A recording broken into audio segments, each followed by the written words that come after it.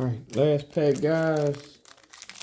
Last pack of the night of the 2020 Legacy Football.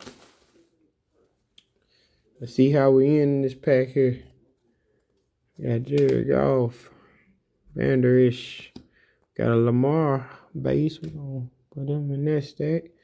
Dalvin Cook, and they put a space in here, fake this out. Yeah, they got us on this one. Oh, looks like for the ages. Got a Lamar Jackson. Nice. Nice. Gonna sleeve him up. Sleeve this guy up. Man, you know Lamar, straight beast. Got Howie Long. There's that guy right here. Candy Golden. Got Hunter Bryant.